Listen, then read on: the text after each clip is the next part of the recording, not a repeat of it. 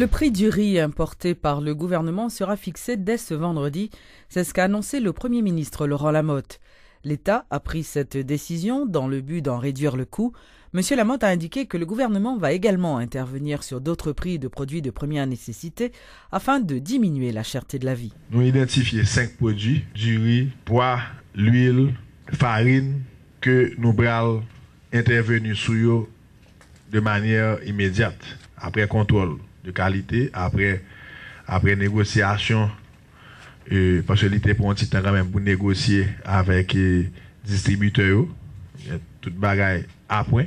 Et vendredi, nous allons commencer déjà, mettre ça sous marché et nous recommander que il pas dépasser 18 gouttes pour tiramite là. Jodi a tiramite là entre 25 et 30 gouttes.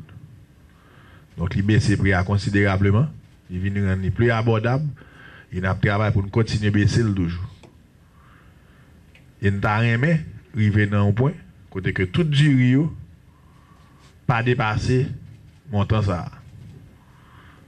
Mais mesure journée jodi a, c'est que sous du riz que nous recevons déjà Japon, que du riz à tiramite là 18 gouttes.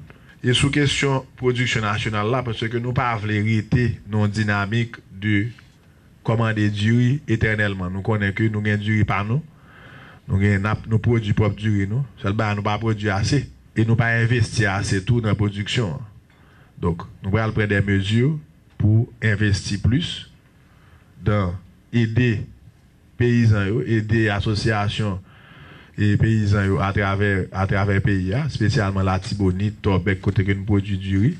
Nous allons tout encourager et l'autre association producteurs avec des subventions directes pour que justement nous capables de continuer à investir, même si ça fait dans tous les pays du monde, pour que justement nous capables d'augmenter la production locale là et ça va permettre nous tout et n'a pas assuré nous que du riz local là moins cher que du riz importé avec subvention ça.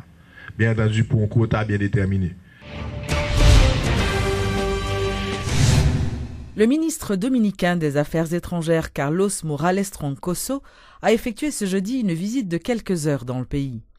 Le chancelier dominicain a été accueilli par le Premier ministre Laurent Lamotte et les deux hommes ont abordé plusieurs points lors de leur discussion, essentiellement basés sur les relations entre les deux pays. Nous parlons tout avec le chancelier et nous exprimons tout l'intérêt que Haïti gagne pour exporter des produits que nous produisons en Haïti vers la République dominicaine. Et nous parlons tout de produits dominicains rentrés en Haïti et qui gens que nous sommes capables de venir avec une procédure qui est claire, qui est transparente, qui est simple pour que les produits soient rentrés en Haïti en respectant les normes sanitaires et les produits haïtiens sont capables d'aller en République dominicaine en respectant les normes sanitaires. Donc, nous gagnons un document clair et net pour nous capables de faire échange commerciaux. Pour capables d'arriver goumer contre phénomène, contre bande, contre phénomène et banditisme, c'est dans un dialogue permanent et une coopération fraternelle entre gouvernements. Parce que sous bord Haïti, nous sommes capables de prendre en pile mesure, mais le fléau allait affecter tous les deux pays. Donc, Haïti, dans une situation côté que avec une bonne coopération, avec une bonne collaboration de gouvernement dominicain, nous sommes capables d'obtenir des résultats qui sont beaucoup mieux que si le gouvernement haïtien fait route pour contre lui. Totalmente de acuerdo con el primer ministro Lamotte. Totalmente de acuerdo avec le Premier ministre Lamotte. Que esta ha sido una reunión excelente. Que ceci a été une excellente réunion. Donde hemos cubierto muchos temas. Beaucoup de thèmes. Yo creo que con la cooperación aduanera. Avec la coopération douanière. Y toda la buena intención que existe ante ambos gobiernos. Toute la bonne intention qui existe du côté des deux gouvernements. dará pie también para que durante la segunda, dentro de casi 2 semanas, D'ici à 2 semaines, una reunión puntual y correcta il y aura y concreta, ponctuelle et concrète todo lo que tiene que ver con la Comisión Mixta et à Bilateral. voir avec les commissions mixtes des 2 pays. Y además de los mercados fronterizos, En plus des marchés frontaliers, que tiene que ver también con mucho de las exportaciones et à dominicanas. voir beaucoup avec les exportations dominicaines en Haïti. La Comisión Mixta Bilateral jugará un juego dentro de los protocolos de La commission regulación. mixte aura un rôle important à jouer Y poder regular tanto el transporte terrestre pour régulariser tant le transport terrestre, como también el transporte aéreo y le marítimo. transport aérien et maritime. De modo que De manière, este plan de acción de cooperación entre ambos gobiernos ce plan d'action entre les 2 gouvernements, redundará en beneficio para ambos países. il amènera des résultats bénéfiques pour les 2 pays. Quelques jours après la publication du rapport recommandant le renvoi de 79 policiers, dont des hauts gradés, le chef de la police, Godson Aurelius, a apporté des précisions sur les motifs de renvoi de ces agents de l'ordre. Tous les policiers renvoyés ne sont pas reconnus coupables d'enrichissement illicite ou encore d'implication dans le trafic de drogue, explique M. Aurelius, soulignant que le rapport a été préparé dans le cadre du vetting effectué au sein de la PNH. Certains policiers ont été renvoyés pour des cas de violation de droits humains, d'autres pour abandon de poste ou encore pour avoir versé de fausses pièces dans leur dossier. Il déplore l'amalgame qui a été fait entre ce dossier et l'affaire du réseau de kidnappeurs en cours. Le chef de la police révèle que ce premier rapport est le résultat d'un processus de vetting concernant environ 3000 policiers. Interrogé sur le dossier de l'ex-inspecteur général Jessica Mokwaku, le chef de la police a fait valoir qu'il n'y avait aucune accusation de corruption portée contre elle. L'ex-porte-parole de la PNH avait abandonné son poste, précise M. Aurelius, arguant que Mme Kwaku n'avait pas obtenu d'autorisation de la direction générale suite à sa demande de mise en disponibilité. Le chef de la police déplore la fuite du dossier dans les médias et signale que le haut état-major envisageait de mettre fin au service de ses policiers ce mois-ci. L'inspection générale devait les convoquer afin de leur signifier les motifs de leur révocation, a insisté M. Aurelius. Il n'a pas voulu débattre des dossiers de certains hauts gradés, également écartés de l'institution.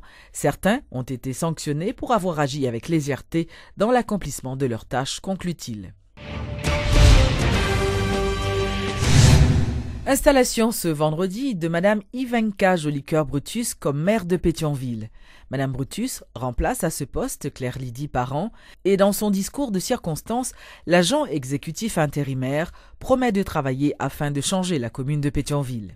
Pétionville nous, deuxième plus grosse commune d'un département et faut que nous bal valeli. Mission nous, c'est pour venir mettre l'ordre dans la perception que monde gagne. Faut que nous commencions à mettre tête ensemble pour nous venir faire le plus belle. Pas gain rien commission ça pour être capable de faire pour col. Commission ça, là pour lui venir rassembler nous tout ensemble.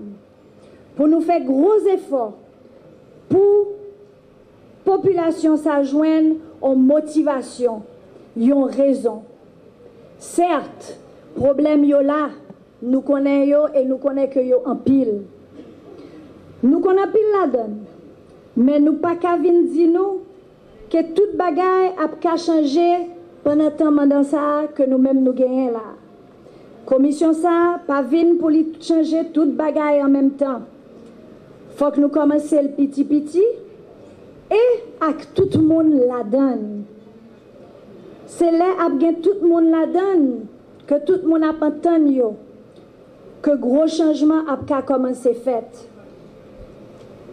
C'est là que tout le monde la donne et que tout le monde a pas les têtes frettes, tête ensemble pour joindre une solution à tout problème ça que nous connaissons, qui pourra permettre que la vie bon pour tout le monde. Mission nous, c'est pour nous montrer que ville ça qu'il y a une belle ville et que son ville qui est accueillante. Metlod nan Désod, c'est le nom du plan d'action d'EDH pour la période 2012-2013. Selon la directrice générale de l'électricité d'Haïti, ce plan est axé sur l'amélioration du recouvrement, de la facturation et de la rénovation du réseau électrique. Madame Andrés Apollon estime que le retour à la discipline est une étape indispensable si l'on veut espérer une amélioration dans la distribution du courant dans le pays. Premièrement, commercialisation. Pour chaque 100 gouttes EDH dépensé en termes de livraison d'électricité, nous joignons pour nous facturer 33 gouttes et pour nous rentrer 21 gouttes. Ce n'est pas possible. Ça veut traduire dans le fait que l'année dernière, nous finissons l'année fiscale 2011-2012 avec un déficit budgétaire de 10 milliards de gouttes. Taux de facturation trop faible, taux de recouvrement, bien que l'IP assez élevé à 65%, faut qu'il soit beaucoup plus haut dans les 95%. Donc, nous ciblons vraiment des objectifs très spécifiques dans le plan d'action commerciale EDH pour l'année ça, afin que nous augmentions le taux de facturation. Ça veut dire que si nous avons éliminé prise illicite, il faut nous remplacer avec compteur. Bien point de vue réseau, infrastructure, une négligence énorme en termes des infrastructures de l'EDH et nous gagnons des pertes techniques autour de ça. Donc si réseau, si l'île pas sécure, si l'île pas moderne, les nous passer courant là-dedans, n'a perdu courant tout. Ça veut dire ça n'alimenter circuit et niveau puissance n'alimenter circuit avec là, il pas vinn joindre client.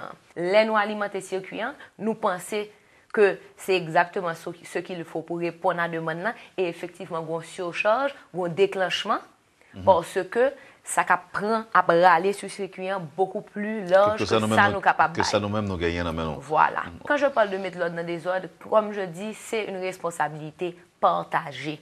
Partagée entre l'EDH, les employés de l'EDH, la direction de l'EDH, le consommateur, les autorités locales. Donc, sont ensemble de monde. Ça concerne tout le monde et nous devons tous assumer notre responsabilité afin d'arranger la situation.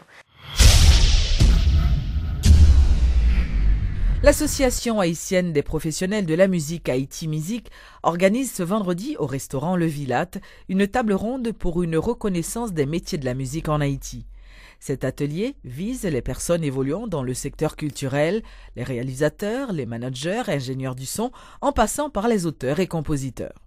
Suivez les explications de Milena Sandler-Widmayer, vice-présidente de Haïti Musique. En fait, l'idée, c'est, on s'est rendu compte que la première des actions, si on voulait changer et structurer un petit peu le secteur de la musique, était de donner une reconnaissance légale au métier de la musique. Le métier de musicien, pour information, n'existe pas du tout dans le code du travail. Alors, voir pour les 30 autres métiers qui font partie de ce secteur, réalisateur, ingénieur du son, enfin bon, tous les métiers, DJ. Aucun des métiers n'existe pour le moment dans le Code du travail. Donc c'est une démarche qu'on a entreprise auprès du ministère des Affaires sociales et du Travail, auprès de Madame Josepha Gauthier, et qui a très bien accepté notre demande et qui a soumis notre demande à son service juridique. Et donc voilà, c'est en cours. Et on pensait que c'était important d'avoir une table ronde, de réunir les gens du secteur et également les gens, les autres créateurs du secteur culturel, parce que je ne pense pas non plus que le métier de sculpteur soit dans le Code du travail ou encore le métier de chorégraphe. Voilà, donc on invite non seulement les professionnels de la musique, mais également les autres professionnels, les acteurs du secteur culturel, à nous rejoindre demain donc à 2h au Vilat pour débattre et pour discuter, connaître tous ces métiers et voir ce qu'on peut faire ensemble pour que ça change.